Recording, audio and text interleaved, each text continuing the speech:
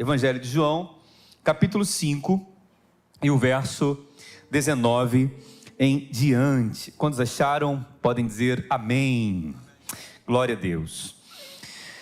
A palavra do Senhor, irmãos, para nós, diz assim: Jesus lhe deu, eu estou lendo a NVI, tá ok? A versão internacional. Jesus lhe deu, coloca para mim, por favor, NVI. Jesus lhe deu esta resposta: eu lhes digo, ok? NVI, achou? Nova versão internacional, isso, obrigado. Jesus lhe deu esta resposta: eu lhes digo verdadeiramente que o filho não pode fazer nada de si mesmo, só pode fazer o que vê o pai fazer, porque o que o pai faz, o filho também faz, pois o pai ama ao filho e lhe mostra tudo o que faz. Sim, para a admiração de vocês, ele lhe mostrará obras ainda maiores do que estas, pois da mesma forma que o pai ressuscita os mortos e lhes dá a vida, o filho também dá a vida a quem ele quer dá-la. Além disso, o pai a ninguém julga, mas confiou todo julgamento ao filho, para que todos honrem o filho como honram o pai. Aquele que não honra o filho, também não honra o pai que o enviou. Amém, meus irmãos? Vamos orar. Pai, obrigado pela tua palavra. Obrigado, Espírito Santo, pela tua presença. Obrigado porque eu sei que mais uma vez seremos alimentados, fortalecidos, instruídos pela tua palavra. Fala com cada um que está aqui nesta noite. Fala com aqueles também que estão em suas casas, agora dedicados a ouvir o que o Senhor tem a dizer. Ministra aos nossos corações, uma vez mais. É a oração que nós fazemos em nome de Jesus. Amém. Amém, meus irmãos. Eu quero trazer uma palavra hoje para vocês, que Deus colocou no meu coração, sobre a paternidade, né? Sobre esse relacionamento pai e filho. Nem todos aqui são pais, né? Nem todos são pais, mas certamente todos são filhos, não é verdade? Todos aqui somos filhos. E também, algo importante que nós precisamos lembrar, é que além de sermos filhos de pais biológicos, todos nós somos filhos de um Pai celestial. Esse texto que nós lemos, várias vezes, o Senhor Jesus destaca o relacionamento dele com o Pai. Inúmeras vezes a palavra Pai aparece aqui. Então todos nós somos filhos de Deus. Amém, meus irmãos? E na medida que nós aprendemos o que é ser filho de Deus, o que é ter Deus como nosso Pai, isso reflete também nos nossos relacionamentos. Nós podemos ser pais segundo o coração de Deus. Amém? Como podemos também ser filhos que desfrutam desse relacionamento. E quando nós falamos de paternidade, nós também lembramos que o Senhor Jesus, ele nasceu numa família, ele foi criado numa família biológica. O Senhor nasceu, né, do ventre emprestado de Maria. Amém? Mas e o pai de criação dele se chamava José. Então o Senhor Jesus, ele cresceu também, embora sendo Deus, ele cresceu com essa experiência de pai. Ele tinha um pai biológico e um pai celestial, não é verdade? Até os 12 anos de idade, nós vemos que José ainda estava vivo, quando, por exemplo, Maria e José se perdem de Jesus no templo, quando ele tinha 12 anos. Dos 12 aos 30 anos, quando começa o ministério público de Jesus, nós não ouvimos mais falar sobre José, nem sobre esse período da juventude de Jesus. Alguns estudiosos, né, dizem que José, o pai de criação ali do nosso Senhor, ele morreu na fase da adolescência e juventude, porque a Bíblia não fala mais sobre José. E quando o Senhor Jesus já tinha seus 30 anos, e quando ele se manifesta realizando o seu primeiro milagre nas bodas de Caná da Galileia, o seu pai já não está mais ali. José, o carpinteiro, não estava mais. Até porque a mãe é que vai pedir ao filho, não é? Então, o Senhor Jesus cresceu nessa família com essa experiência de pai e filho. E quando nós falamos dessa experiência de pai e filho, quando nós falamos de paternidade, muitas memórias boas, muitos sentimentos são evocados no nosso coração.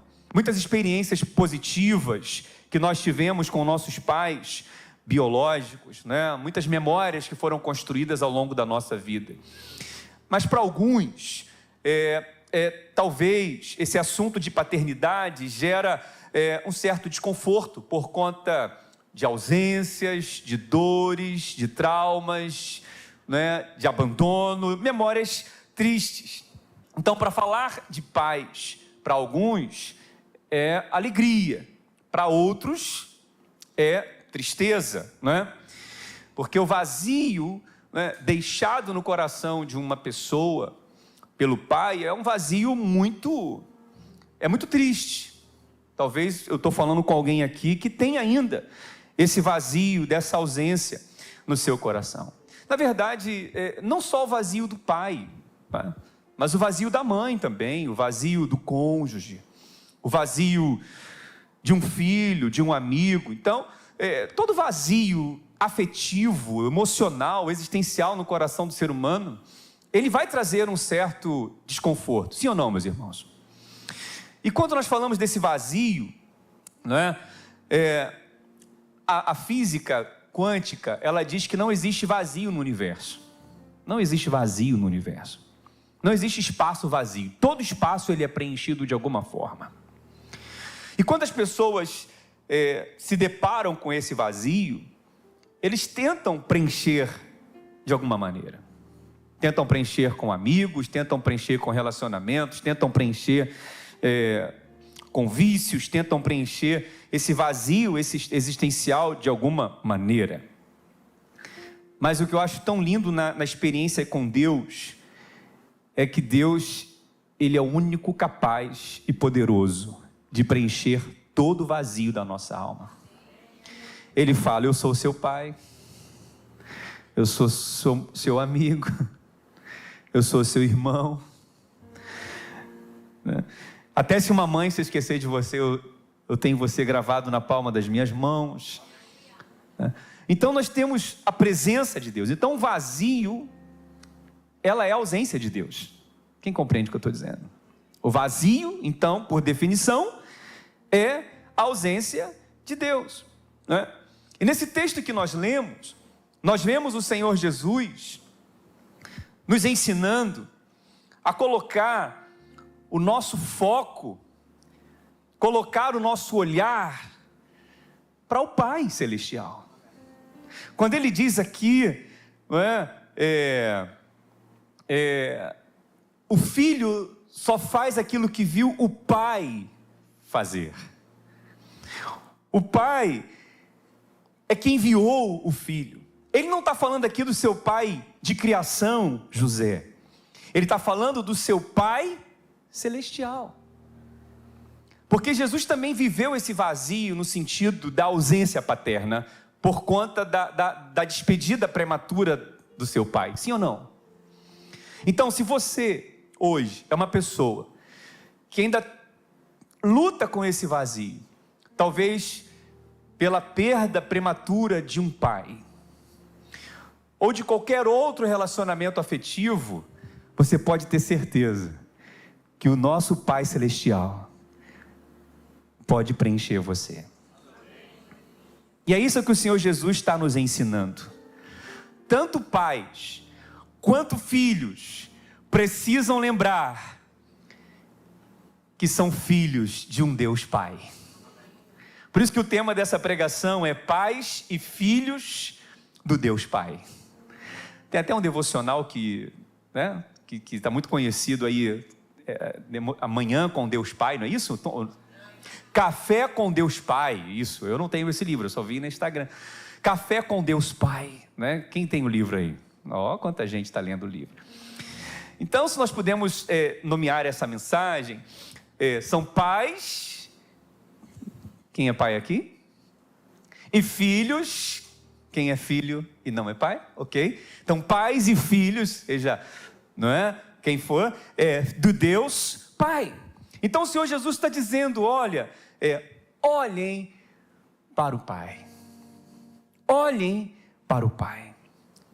E ainda que você tenha tido um pai bom, mas esse pai, ainda que seja bom, deixou algumas lacunas na sua alma, porque não tem pai perfeito.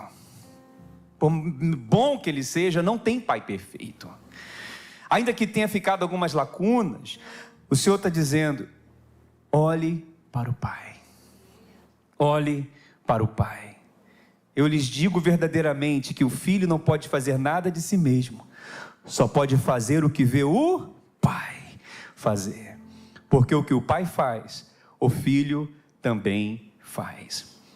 E quando o Senhor Jesus ele vai falar sobre essa questão da paternidade, existe um texto que ele é bem incisivo, que está em Mateus capítulo 23. Olha só, que texto incisivo acerca da paternidade. Mateus capítulo 23 e o versículo 9. A palavra diz assim: a ninguém na terra chamem de pai, porque vocês só têm um pai, aquele que está nos céus. Olha, o Senhor Jesus dizendo, a ninguém na terra chame de pai, não é? Porque vocês só têm um pai, aquele que está nos céus. Aí quando a gente lê esse texto, a gente fica meio que em crise. Como assim? Eu não posso chamar meu pai de pai? É claro que esse texto está dentro de um contexto.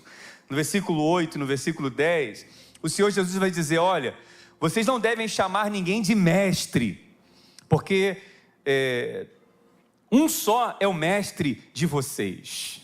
Aí no versículo 10 ele vai dizer, tampouco vocês devem chamar alguém de seu guia, porque vocês só têm um guia, que é Cristo. Aí nesse contexto ele vai dizer, ninguém aqui deve chamar alguém de pai, a não ser o Pai celestial que está nos céus. O que ele está querendo dizer com isso, meus irmãos? Vou explicar para você. Na época de Jesus, os rabinos eram os mestres dos judeus, e eles passavam muito tempo com os discípulos, muito tempo, a ponto de os seus discípulos chamarem os rabinos de pai.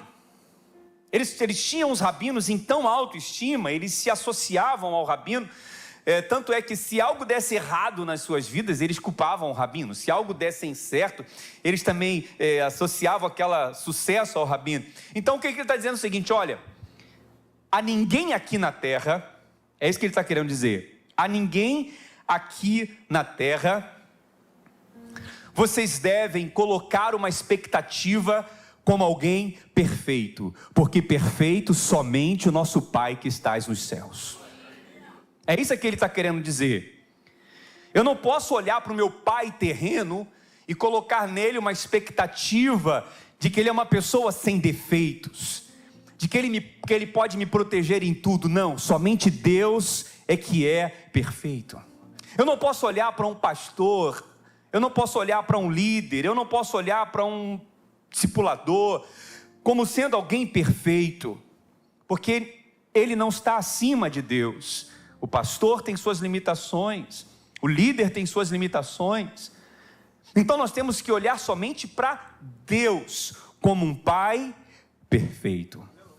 Quem está compreendendo, meus irmãos? Muitas das nossas frustrações e decepções somos nós mesmos que permitimos, porque colocamos expectativas em homens, ainda que sejam pais biológicos, ainda que sejam pais espirituais, que só podem ser colocadas em Deus, em Deus. Então nós precisamos compreender isso, né? Muitas pessoas têm ídolos, né, que não falam, mas muitos têm ídolos que falam. Ou seja, pessoas idolatram outras pessoas, colocando-as na posição, né, de pessoas perfeitas, e facilmente se decepcionam. A palavra diz em Salmos 34, versículo 5, contemplai-o e serei iluminados, e o seu rosto jamais sofrerá decepção. Quem olha somente para Deus, quem confia em Deus, sabe, quem se entrega para o Pai, que é o Senhor, não será decepcionado. Amém, meus irmãos? Mas todos nós, como pais terrenos, devemos apontar para o Pai. Os nossos filhos estão olhando para a gente, estão se relacionando com a gente, e eles querem ver em nós traços de semelhança desse Pai celestial. Quem está entendendo até aqui? E quando nós vivemos essa filiação saudável, com o nosso Pai terreno, e também com o nosso Pai celestial, quando eu digo filiação saudável, eu estou falando de um relacionamento de pai e filho funcional, onde pais falam, filhos obedecem, né? Quando vivemos uma filiação saudável, Salmo 62, versículo 11, olha o que diz a palavra de Deus, Salmo 62, 11, uma vez, Deus falou, duas vezes eu ouvi que o poder pertence a Deus. Quantas vezes Deus falou? Deus é o nosso Pai. Ele falou uma vez. Quantas vezes eu ouvi? Por que Ele falou uma vez e eu ouvi duas? Ele não falou duas e eu ouvi duas. Ele falou uma vez e eu ouvi duas. Por quê? Quando eu tenho um relacionamento saudável com o meu Pai, Ele só fala uma vez. Ele não precisa falar duas vezes. E eu dou atenção ao que Ele fala. Quantos pais falam para os filhos assim, quantas vezes eu vou ter que falar com você mais isso? Quantas vezes eu vou ter que falar de novo? Eu já te falei 3 vezes que você não pode fazer isso. E o filho não ouve uma vez. É verdade ou não é? Filhos, sedes obedientes aos vossos pais. Mas Deus, como nosso Pai, Ele fala uma vez. E se a gente é um filho obediente, a gente vai ouvir atentamente 2 vezes, porque Ele falou uma vez, eu vou ficar repetindo para mim mesmo o que Ele falou. Então nós temos que guardar isso no nosso coração, de que nós temos um Pai que fala conosco, que ministra nos nossos corações. Amém, meus irmãos? Por isso que a palavra fala, quando esse Pai falar com você, não endureça o seu coração, se quebrante. O Pai está falando com você aqui nessa noite? Amém, meus irmãos? Temos pais e filhos do Deus Pai. E quantos pais aqui querem ser pais segundo o coração de Deus? Quantos pais aqui querem refletir a paternidade divina? Eu quero refletir isso, eu quero viver isso. Aí quando nós lemos uns salmos, que é o Salmo 127, que normalmente nós lemos esses salmos quando nós vamos consagrar os bebês e as crianças. É um salmos que, abre lá por favor, Salmo 127, ele vai falar desse Pai, que é Deus. Como que Ele trata com a gente, como que Ele relaciona com a gente, como que nós também devemos relacionar com Ele. E isso vai refletir na criação dos seus filhos, vai refletir na sua casa, vai refletir em toda a sua volta. Quem está entendendo, diga glória a Deus. Olha o que diz o Salmo 127, no versículo 1. Eu estou lendo a NVI. Se não for o Senhor construtor da casa, será inútil trabalhar na construção. Se não é o Senhor que vigia a cidade, será inútil a sentinela montar guarda. Será inútil levantar cedo e dormir tarde, trabalhando arduamente por alimento. O Senhor concede o sono àqueles a quem ama. Os filhos são herança do Senhor, uma recompensa que Ele dá. Você está vendo aí o relacionamento de pais e filhos nesse texto? Como flechas nas mãos do guerreiro são os filhos da mocidade na juventude, são os filhos nascidos na juventude. Como é feliz o homem cuja aljava está cheia deles, não será humilhado quando enfrentar os seus inimigos no tribunal.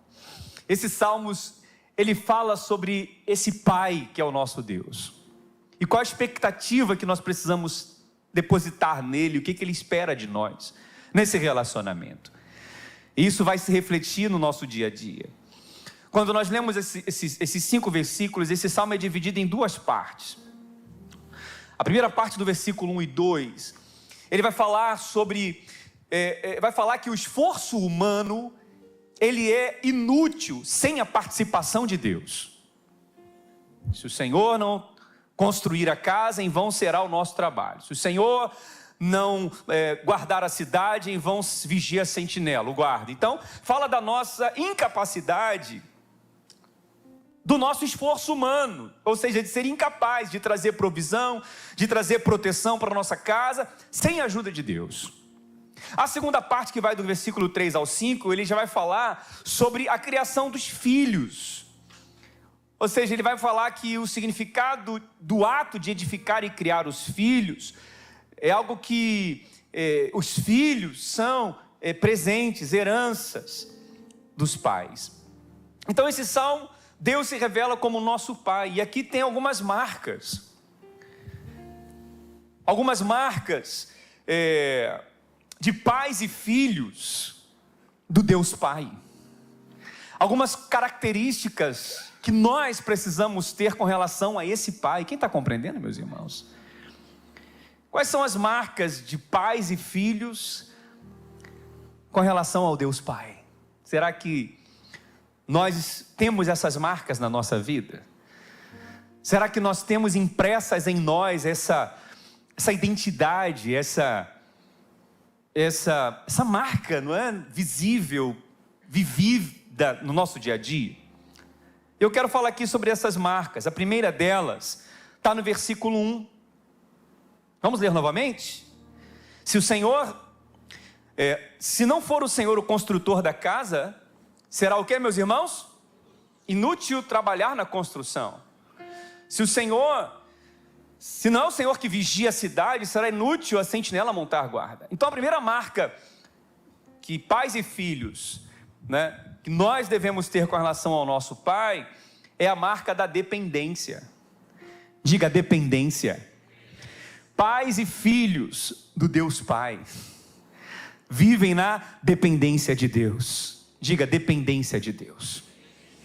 Irmãos, quando aqui fala de construção de casa, quando aqui fala de se o Senhor não construir a casa, inútil será o nosso trabalho, ele não está falando aqui de casa física, ele não está falando aqui de tijolo, pedra, cimento e ferro, ele está falando de família, ele está falando de pais e filhos, de cônjuges, ele está falando de construção familiar.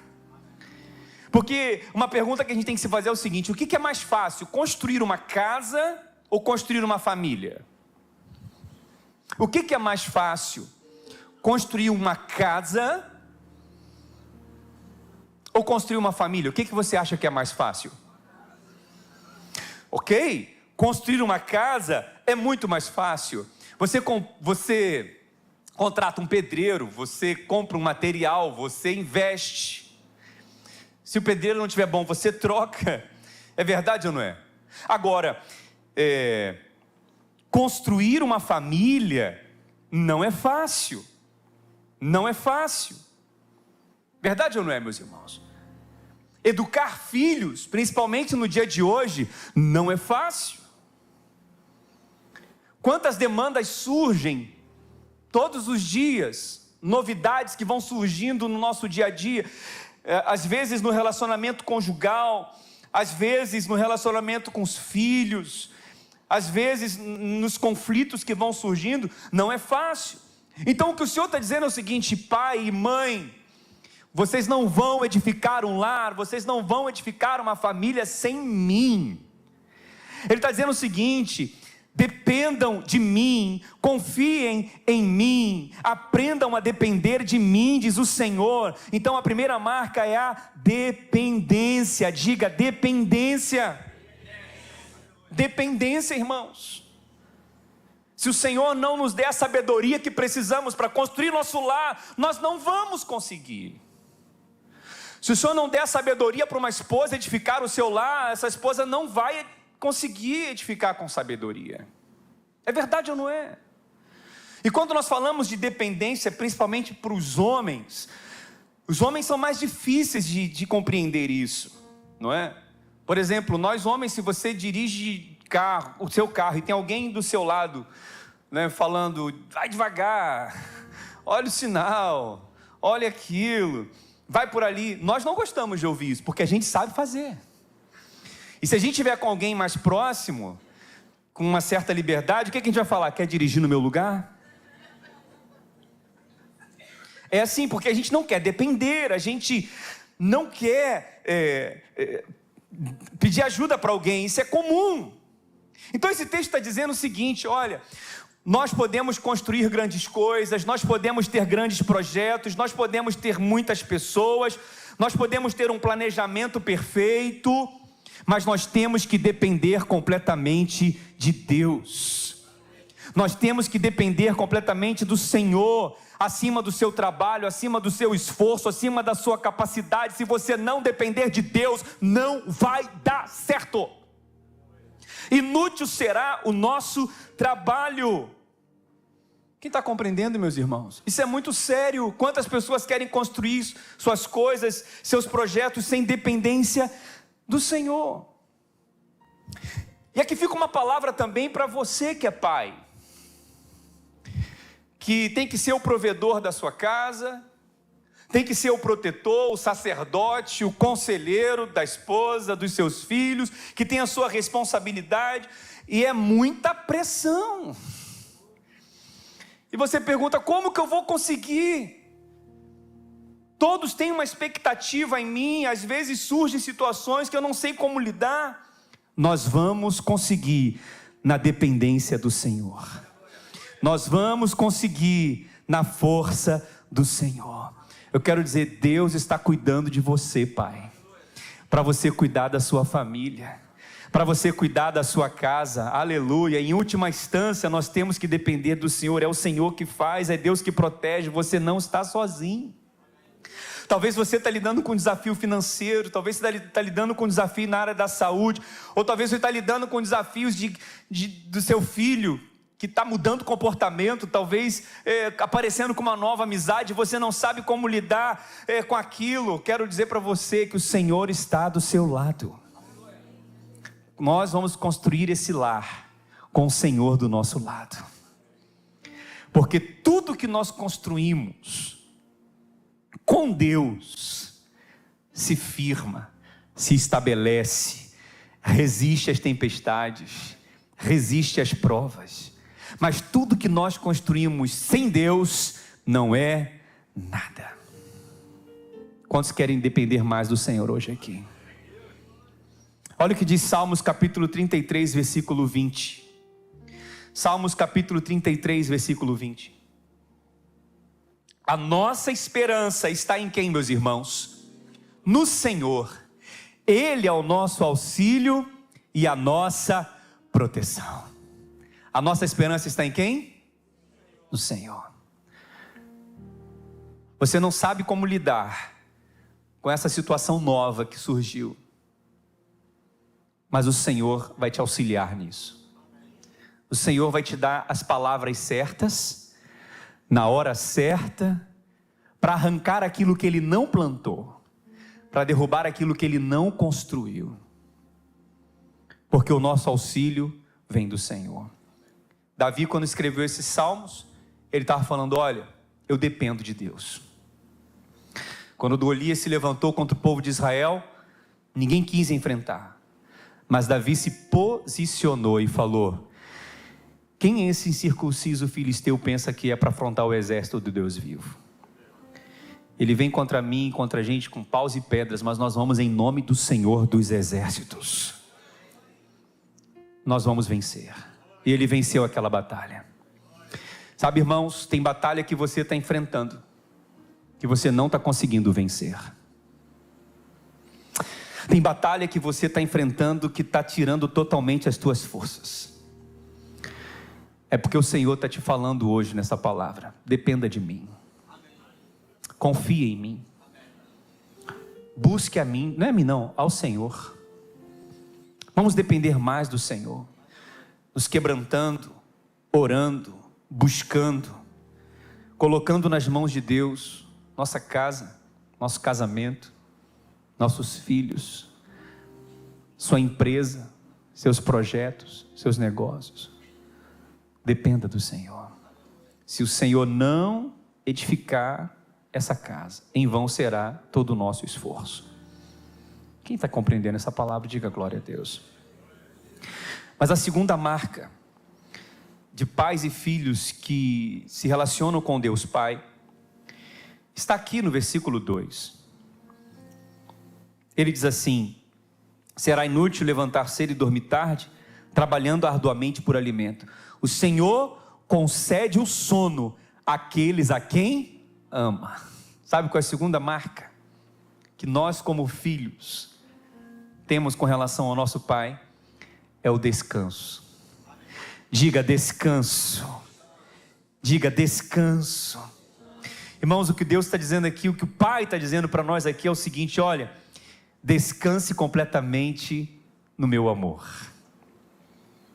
Deus te ama muito. Deus ama a sua casa. Deus ama seus filhos. Deus ama seu casamento.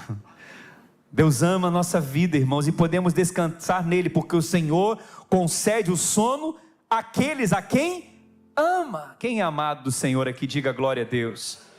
Ele está dizendo o seguinte: olha, aqueles que não confiam no Senhor, aqueles que não confiam em Deus e confiam somente no seu trabalho, confiam somente na sua força, confiam somente na sua estratégia, eles não conseguem descansar. É isso que ele está dizendo. E no contexto judaico da época, a sociedade judaica ela é uma sociedade agropecuária. Eu já falei isso aqui várias vezes. Eles plantavam, eles semeavam, eles cultivavam, eles criavam gado para o seu sustento, para a sua subsistência. Então o que eles tinham que fazer? Eles trabalhavam durante o dia, eles semeavam, eles preparavam a terra, e quando chegava a noite, o que eles tinham que fazer? Dormir, descansar, na certeza de que Deus ia mandar o orvalho da noite, que aquele orvalho iria regar a semente, e que quando eles acordassem, aquela semente estaria germinando, um dia após o outro, uma semana após a outra, e daqui a pouco, obedecendo o ciclo das estações, o ciclo do dia, o ciclo da noite, o descanso, eles iriam colher, na hora certa. Quem está compreendendo, meus irmãos? Eles acordavam, eles trabalhavam, eles protegiam lá a lavoura, eles tiravam as ervas daninhas, eles fertilizavam o solo, eles esperavam a chuva, eles tiravam os animais que queriam atrapalhar aquela lavoura, mas eles confiavam no Senhor porque eles descansavam.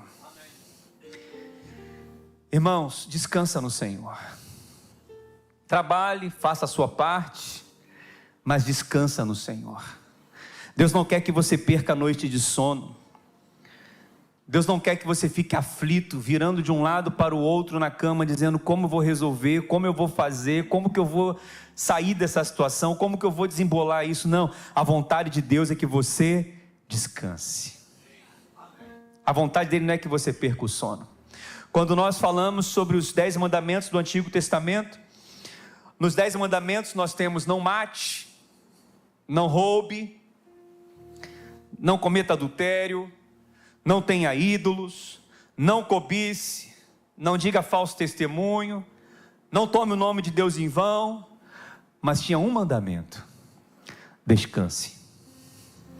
Um dia da semana é para o Senhor, santifica esse dia, descanse, que no caso era o sábado. Descansar é coisa séria para o Senhor, porque quando eu descanso, eu sei de uma coisa: Deus está acordado, Deus está no controle.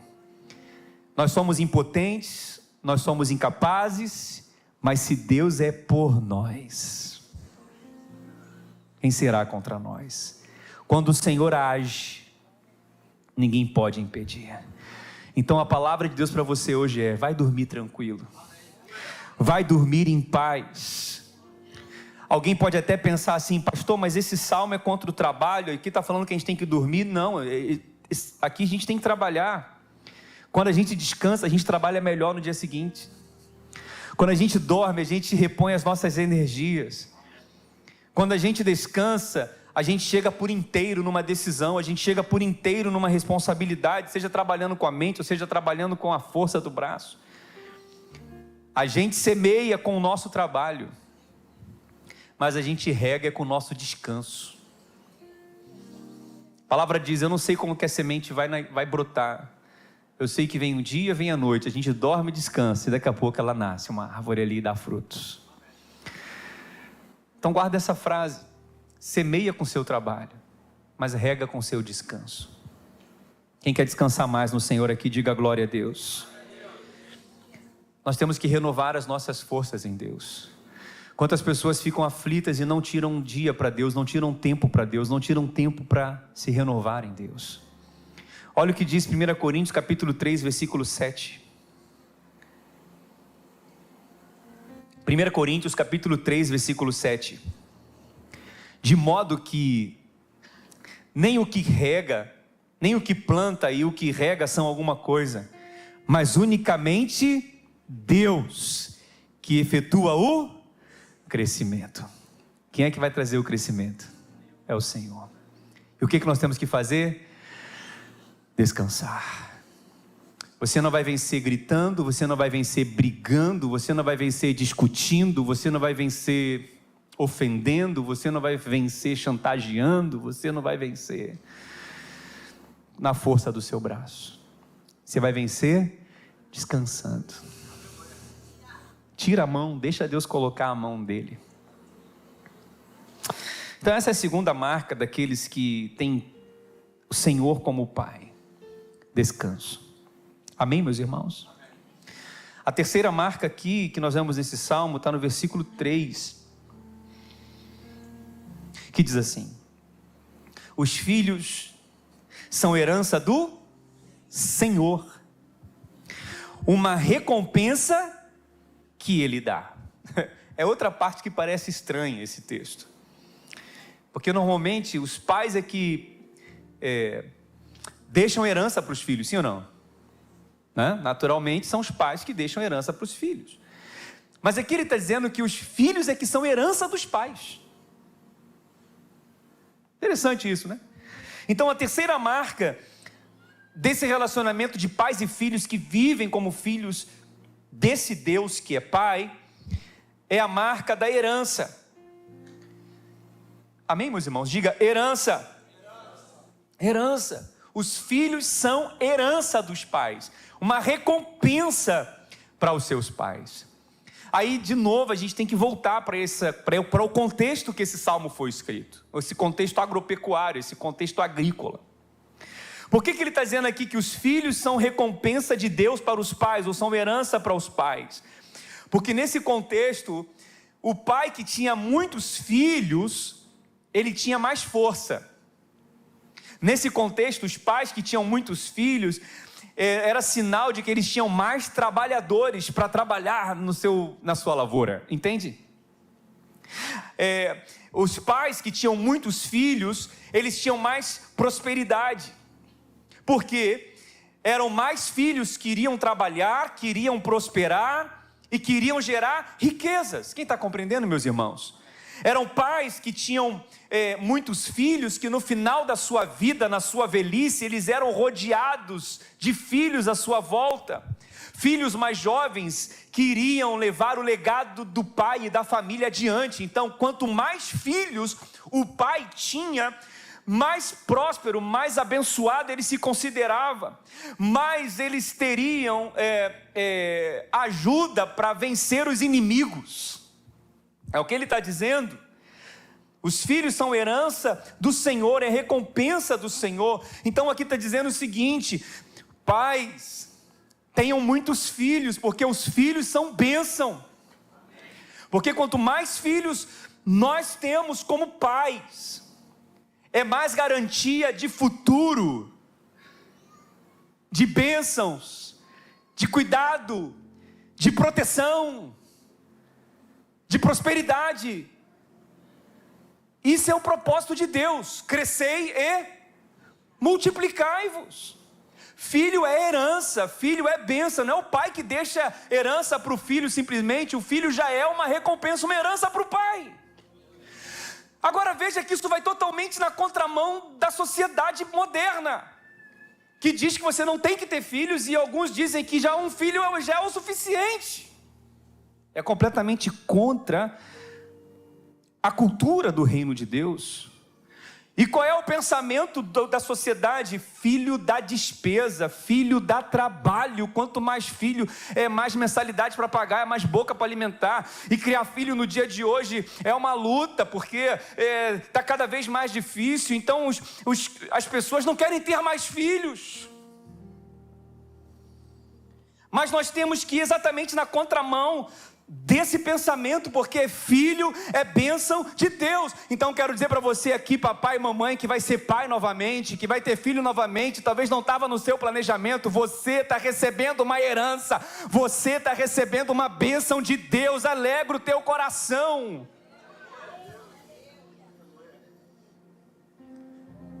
Isso é bênção. Deus vai te prosperar, Deus vai te prover, Deus vai te ajudar. Não vai faltar nada, não vai faltar mensalidade para a escola das crianças, não vai faltar comida, não vai faltar roupa, não vai faltar nada, porque você está fazendo a vontade de Deus.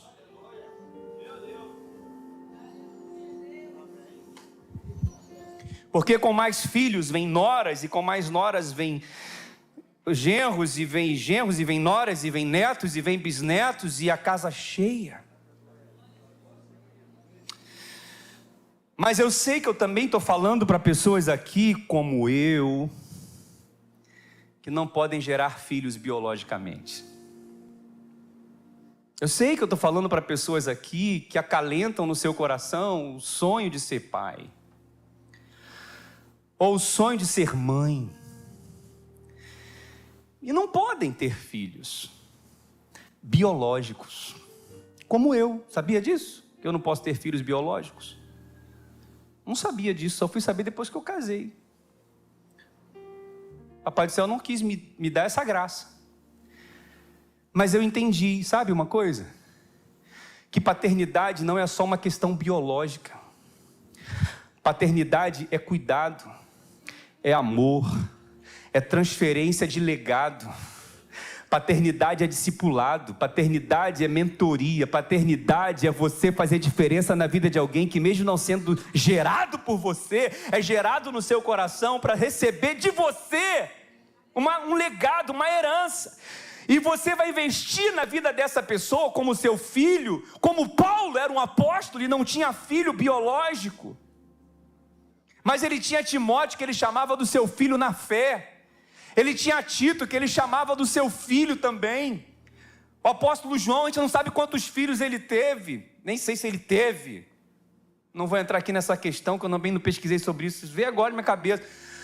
Mas ele falava para os jovens, filhinhos. Ele falava para as igrejas, filhinhos. Então quero dizer para você, ainda que você e eu não possamos gerar filhos biológicos, mas nós somos como Jesus, que não teve filho biológico, mas teve milhares e milhares e milhares e milhares e milhares e milhares de filhos. Porque, como eu disse no início, não tem espaço vazio no universo. Não é só uma questão de relação biológica, é uma questão de cuidado, de atenção, de inspiração. Quantas pessoas são impactadas com a nossa doação, com a nossa inspiração, com a nossa dedicação. A Bíblia não se contradiz, porque a Bíblia fala a ninguém chamais de pai. Vocês entenderam que a questão aqui não é questão, senão a gente não poderia chamar nem o nosso pai biológico de pai, não é isso. É não colocar expectativas em homens como se fossem perfeitos, ou como se fossem Deus. Essa é a questão. Mas na questão espiritual, na questão de legado, nós temos sim que deixar filhos aqui. Nós temos sim que transferir para essas pessoas algo que está em nós. Você sabe, eu recebi hoje muitas mensagens de irmãos me dando feliz Dia dos Pais, dizendo assim: pastor, feliz Dia dos Pais, o Senhor é o meu pai, o Senhor é um pai de multidões. Hoje eu liguei para o tio Mesaque, que está me ouvindo agora, deve estar me ouvindo, dei feliz Dia dos Pais para ele, eu brinquei para ele: eu tenho um filho da idade do meu pai. Vai entender isso, né? Eu tenho um filho da idade do meu pai, que é o tio Mesaque, é o meu pai, né, de consideração, um amigo, mas é um filho também espiritual. Quantos jovens aqui são impactados? E eu tenho certeza que quando eu ficar velhinho, com meus 80, 90 anos, além de ter o Iago e a Carol, obviamente, que são meus filhos do coração, que eu os criei com muita alegria, e sou vô de 2 netas lindas que o meu genro me deu, aleluia. Glauco está aqui, que vai me dar o 3º, o 4º e o 5º. Carol, ouça isso. Não é? Eu sei que eles vão cuidar de mim quando eu estiver velhinho, mas sei também que eu vou ter uma porção de filho que vai me visitar quando eu estiver lá com meus 90 e poucos anos, porque eu estou investindo nos meus filhos, que no futuro, assim como eu cuido do meu pai, que investiu em mim, né, pai? Eu vou ser cuidado por filhos que eu estou investindo, porque isso é herança.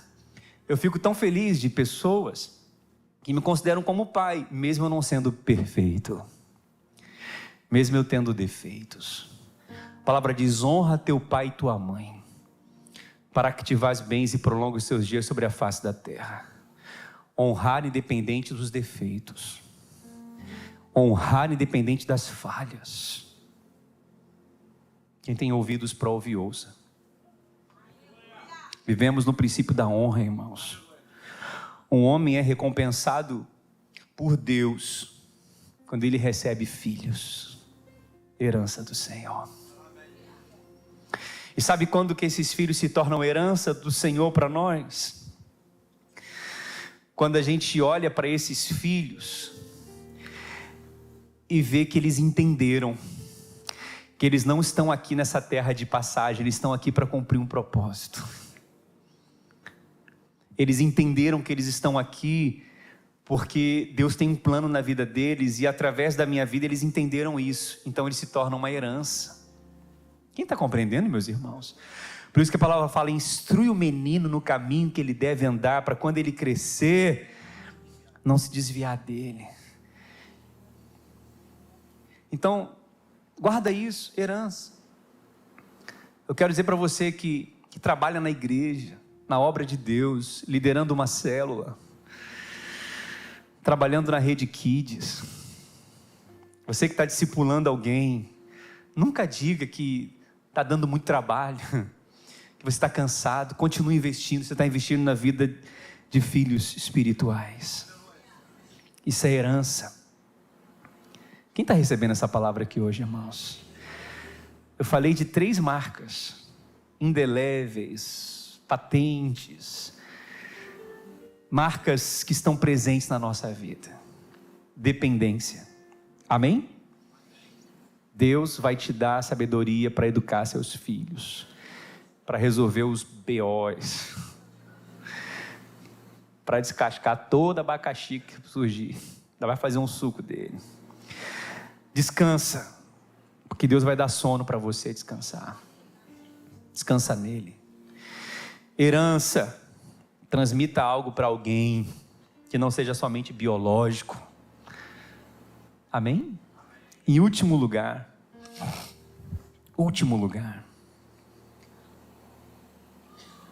versículo 4.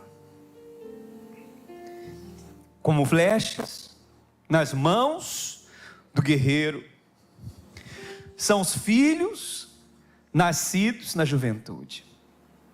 Sabe qual é a 4ª e última marca que nós vemos nesse relacionamento pais e filhos desse Deus que é pai, que nos ensina isso? É que pais, segundo o coração de Deus, enviam seus filhos para um destino profético. Eu estou falando aqui de propósito. Diga propósito. Diga mais forte, propósito.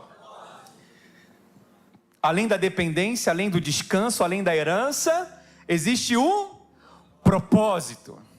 Ele está dizendo aqui que esses filhos são como flechas na mão de um guerreiro. O que são flechas, irmãos? Flechas são uma arma, não é? Uma arma que o foco da flecha está em longa distância. Eu vi agora nas Olimpíadas as pessoas atirando, né, a flecha. Flecha, olha isso, Glauco, é uma arma para atingir algo que está longe, não que está perto. Por isso ele tem um arco, tem um elástico, uma tensão, uma força, uma pressão. Quem está compreendendo? Mas quando aquela tensão, aquela força, aquela pressão é transferida para a flecha, Rafael, a flecha vai longe. Isso fala de propósito.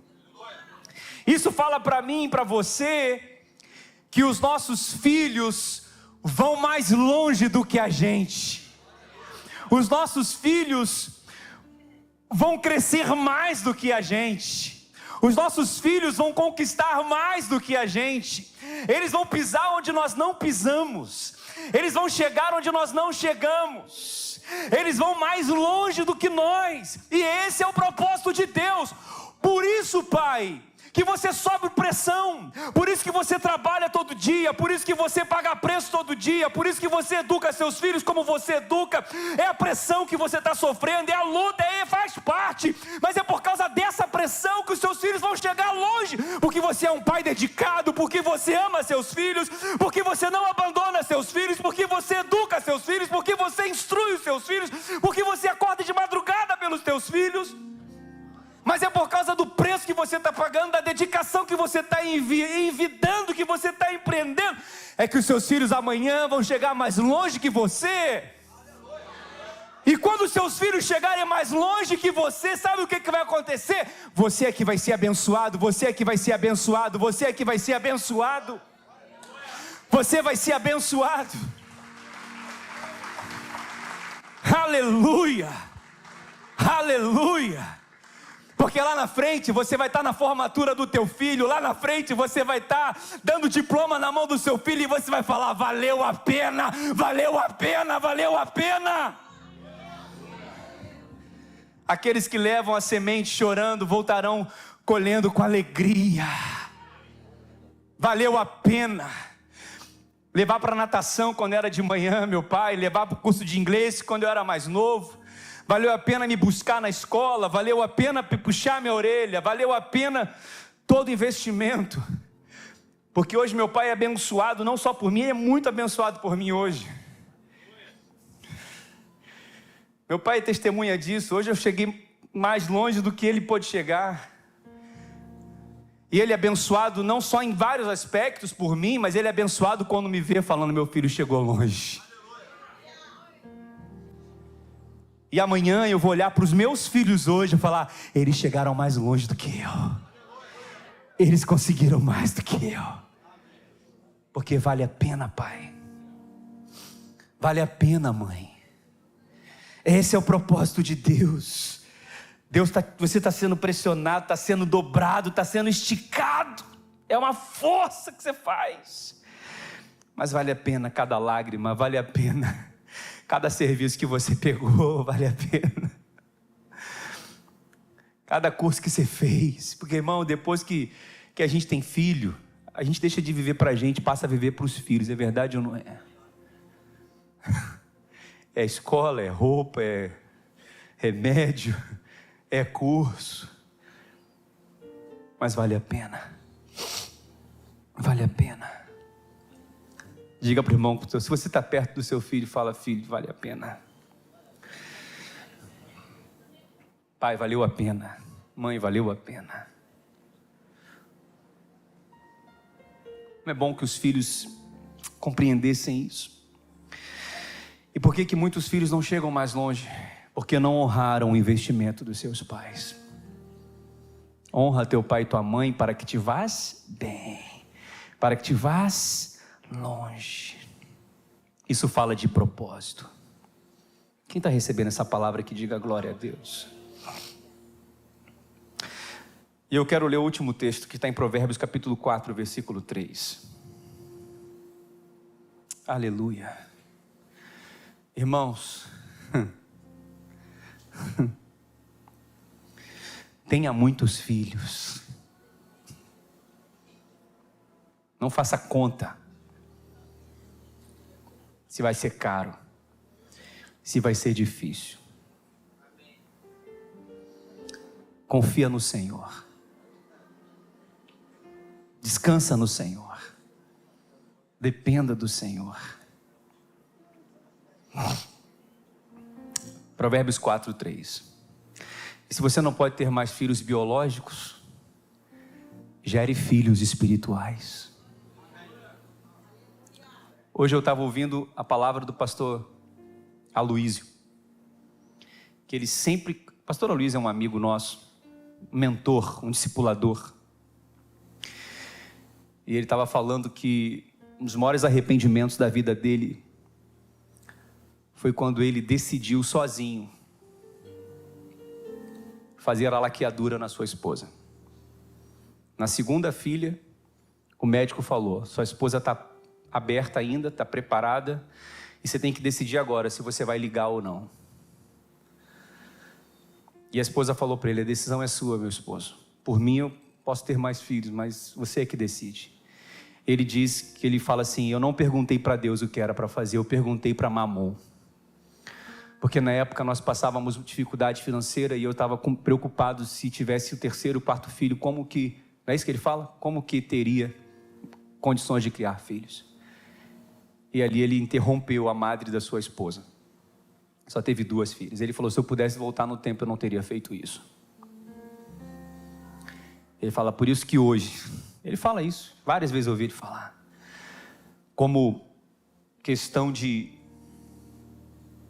não sei o nome que ele usou, de honra, de indignação, nós investimos toda a nossa força em crianças.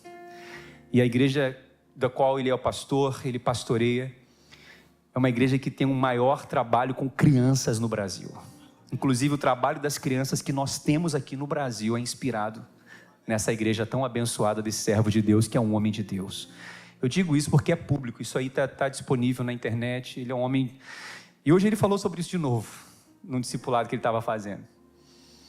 Então, não pergunte para Mamon quem é que vai suprir sua casa, pergunte para Deus. Ele é o nosso pastor e nada vai nos faltar.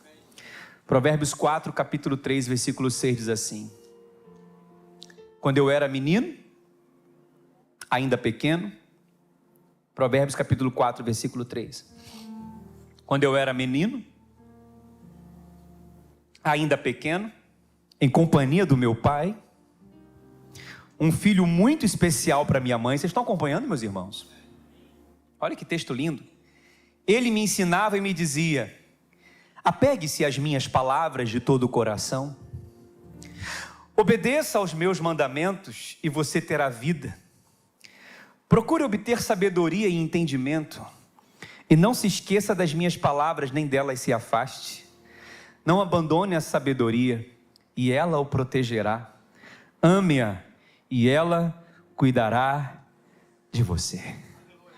Ele está falando: meu pai me ensinou a ter sabedoria, a ter entendimento, a amar a Deus, a servir e a temer ao Senhor. Então, concluindo, como é feliz o homem que enche a sua aljava com as suas flechas. Não será humilhado quando enfrentar os seus inimigos no tribunal. Feliz Dia dos Pais para você. Deus abençoe a todos os papais, as mamães e aos filhos. Dependa, descanse, receba a herança e descubra o seu propósito. E gere muitos filhos espirituais para o Senhor. Fique de pé no seu lugar e vamos orar ao Senhor.